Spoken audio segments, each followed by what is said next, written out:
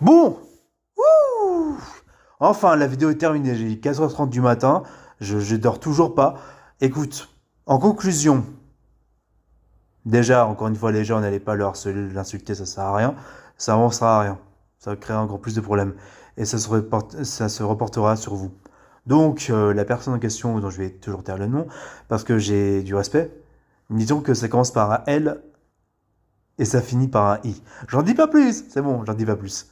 J'arrête de faire mon couquin, voilà, mon petit blagueur. Bref, tout ça pour dire que en vrai,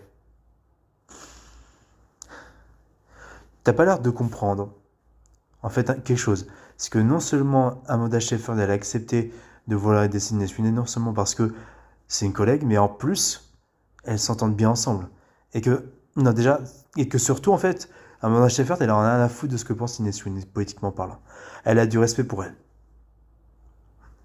Et en fait, ce que tu dois comprendre, c'est que les gens, il y a une grosse partie à Hollywood qui en ont marre de ce cinéma militantiste qui nous fait des leçons de morale et qui nous mettent des dessins animés pour enfants avec de l'idéologie woke qui en fait font laver le cerveau des gamins, qui en fait ne s'apprennent plus des vraies valeurs humaines, mais s'apprennent d'idéologie et de moralisation. Déjà que les gens qui se disent progressistes, tout ça, hein, j'en ai connu parce qu'il y en a qui m'ont agressé dans le métro, hein, c'est le wokiste, hein, Free Palestine, je sais pas quoi.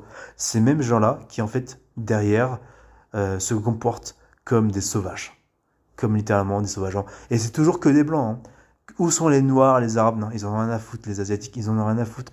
Parce qu'en fait, eux aussi, ils en ont marre que des petits blancs de merde utilisent le prétexte de la tolérance pour exprimer leur propre intolérance. C'est tout au fait. C'est tout au fait. Et en fait, on voit à travers l'humain. On ne voit pas à travers... En fait, faut voir à travers les apparences. C'est ça qui compte en fait. Et c'est marrant parce que tu parlais de racisme dans Shrek 2. Mais du coup, on voit à travers au-delà des apparences par rapport à Fiona, par rapport à Shrek. Et en fait, le côté humain les rend vraiment beaux, ces personnages-là. Les rend beaux visuellement dans un certain sens. Et on s'attache à eux, peu importe leur physique. Et on se dit que finalement, Shrek, c'est un beau gosse. Fiona aussi, quand elle est ogresse finalement. Et que c'est sa véritable forme. Ouais, je vais finir sur cette note-là.